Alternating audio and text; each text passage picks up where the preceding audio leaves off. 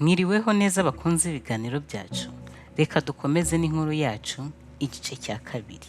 Inkuru yacu irangira atubwira ko umwanzuro yafashe uwo ni Elise watumye afatwa ku ngufu ku myaka 13. Byagenze gute? Elise akomeza atubwira ko yakomejwe gukubitwa cyane kugeza ubwo yafashe umwanzuro wo kuva iwabo akigendera. Yagiye he rero? Ngo hari umukobwa bari baturanye wakoraga i Kigali. Igihe yagarukaga aje gusura iwabo, Elise yaboneyeho uburyo bwo kumusaba ko bajyana akamurangira akazi i Kigali. Bihurirana n'uko uwo mukobwa yarazi umuntu washakaga umukozi ariko yari yarabuze aho amukurira. Nuko Elise yariteguye akora uburyo bushoboka bwose ku munsi bari bavuganye, isaha bari bavuganye ahantu bazahurira ko agomba kuzaba ahari. Elise yakomeje gutegereza uwo munsi yihanganye cyane ko yari yafashe icyemezo yamaramaje mu mutima we ko agomba kwigendera. Elise yarazindutse kare mu gitondo nk'ibisanzwe kuko n'ubundi yajyaga azinduka mu gitondo karagiye kuvoma. Nuko aragenda ahura na wa mukobwa nawe aho bari bavuganye bategize i Kigali. Ngo bamaze kugera i Kigali byagenze bite? Koko nk'uko wa mukobwa yari yarabimubwiye, bageze i Kigali yamushyiriye wa mudamu wari waramusabye umukozi cyane ko yari yarategereje yarahebye ataramubona. Nuko Elise batangiye akazi ko gukora mu rugo. Byagenze bite rero atangiye gukoraho? Akomeza atubwira ko aho hantu yagiye gukora n'ukuri yasanze umumama ari umwana mwiza. Ngo yasanze nta kibazo cye, ngo yari afite abana 4 bakiri bato, ngo ku buryo bitari kumunanira kubarera. Nuko bakomeje kubana, ngo ntacyo bitwaye, ntacyo bajya bapfa, byari byiza rwose.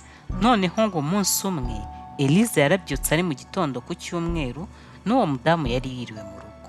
Umaze niko kumubwira, aramubwira ati ndafata envelope ufate n'amafaranga ujye ku isoko guhaha.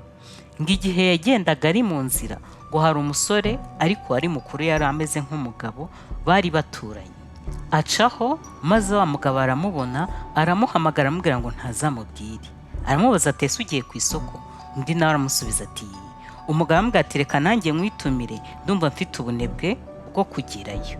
Nuko Elise kuko bari baturanye amuzi arategereza. Maze ngo wa mugabo yinjira mu nzu. Maze ari mu nzu yagiye kuzana amafaranga, Elise yari yasigaye hanze amutegereje. Aramuhamagara atakira amafaranga, ibyo uri bungurire ubishyire muri envelope yawe nubigeza hano turabiko. Elise ntiyabitekerejeho cyane, yarinjiye agiye gufata amafaranga. Ngo igihe yinjiraga, uzi ikintu uwo mugabo yakoze? Yahise afungaho umuryango aramufungirana. Elise abura uko asohoka. Wa mugabo yahise amusumira, ariko Elise yagerageje kwirwanaho, birangira wa mugabo amurushije imbaraga abamufashe ku ngufu. Amaze kumufata ku ngufu, ngo asohoka yirukanka arira, ntiyaba akigiye ku isoko, ahubwo asubira inyuma yirukanka agenda arira inzira yose, aragenda abibwira wa mudamu. Wa mudamu ahita ahaguruka yirukanka avuza n'induru ati nimutabare nimutabare. Bageze kuri wa mugabo basanga yafunze yagiye. Ngo umugabo baramushakishije ahantu hose, baramushaka bayoberwa ahantu anyuze, baraheba. Maze abaturanyi n'abaturage bose barumirwa, barababara, batuka uwo mugabo, baratuka, ariko birangira nta kibaye. Nibwo wa mudamu wa wundi Elise yakoreraga, nibwo yamufataga ngo amusubiza mu rugo. Ariko icyo gihe ntawigeze amujyana kwa muganga, ntawigeze amujyana kwa muganga ngo arebe uko byagenze, arebe ikibaye. Uwo mugore yarumiwe, biramubabaza cyane. Umugabo watashye arabimubwira, ariko nta kindi yari kubikoraho kuko uwo mugabo bari bamushakishije bamubuze. Ngo bwarakeye, ubwo bwakeye ari ku wa mbere wa mugore asubira ku kazi, Elise nawe asigarana n'abana mu rugo. Ubuzima bwaragiye burakomeza, iminsi iraza indi irashira. Maze kera kabaye, ngo wa mudamu akajya abona Elise agenda acika intege. Ngo akabona Elise asigaye akunda gusinzira, akabona Elise imico yarahindutse. Maze aramuhamagara. Ngo aramuhamagara aramubaza ati ese wigeze ujya mu mihango? None Elise ntabwo yari azi imihango icyo ari cyo. Ubwo ngo ahubwo igihe yari akagiye kujya mu mihango, byakubitanye n'uko wa muntu aribwo yamufashe ku ngufu, ntiyakaba yigiyemo ku nshuro ye ya mbere, ahubwo bihita bihurirana ahita amutera inda. Kuko Elise ntabwo yari yarigeze ajya mu mihango ari iwabo, ntabwo yari azi imihango icyo ari cyo. urumva yageze muri urwo rugo ari nko mu myaka 13, maze uwo mugore nibwo yabigaruraga akomaho agatima. Arangije aramufata aramubwira aritegura, aramufata bajya kwa muganga. Ngo bageze kwa muganga basanze ahubwo afite inda nkuru. Ngo basanze afite inda iri mu mezi 2, kuko urumva mugabo yarabuze, nibaba bakibikurikiranye barabyihorera birangiriraho. Urumva kuri Elize ahubwo ubwo we nibwo byari bitangiye, ntibyigeze birangira ahubwo kuko ntago yari azi icyabaye kuri Elize, we yari azi ko uwo muntu yamufashe ku ngufu bikarangira. Nibwo ahubwo yatangiye kugenda urumva agaragaza ibimenyetso gake gake. Wa mudamu nk'umuntu mukuru ibyo bizi neza yaramwitegereje arabibona. Ngaho namwe nimunyumvire koko, Elize avuye iwabo ahunze mukase wamukubitaga cyane, anamuteza papa we nawe bakamukubita. Ageze muri urwo rugo naho yari yatangiye gukora, ntibyatinze niyanahamaze igihe uwo muntu yahise amufata ku ngufu, ahitana anamutera inda ku nshuro ye ya mbere yari agiye kujya mu mihango. Imihango niyabaye kije ahubwo ahise atwita.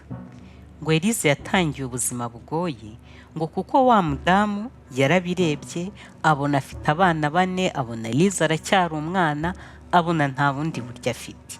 Ngo nibwo yafataga amafaranga, arangije aramubwira ati rero fata aya mafaranga, aya azakubera itike izakugeza mu rugo. Nugera mu rugo aya nayo uzayafate uyahe umugore wa papa wawe, umutekereze uko ibintu byose byagenze, azagufasha kwitegura, agufashe gushakamo ibintu by'umwana. Ngo uwo mugore rwose yumvaga nta kibazo, aramusezerera, amuha amafaranga y'itike yo kumugeza mu rugo, amuha n'andi yo kuzifashisha, ariko yari make. Ngo Elize nibwo yicaraga abitekerezaho ariyumvira, aribwira ati ko mu rugo navuyeyo mbacitse, ko mu rugo nakubitwaga nkabwirirwa nibame ibiryo, ubu noneho nindamuka nsubiyeyo noneho nwite ntibazanyica. Kuko urumva Elize wa mudamu yari yaramusobanuriye, amusobanurira neza icyo gutwita ari cyo, amusobanurira uko azabyara bikagenda.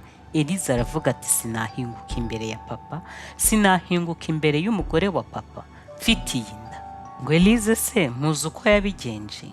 Ngo wa mudamu yaramusezereye, yakira amafaranga y'itike Elize amuhaye, yakira amafaranga yo kwitegura y'ibikoresho by'umwana yamuhaye, maze Elize arasezera afata inzira aragenda. Mumbaze ngo yaragiye he? Yaragiye kubigenza gute?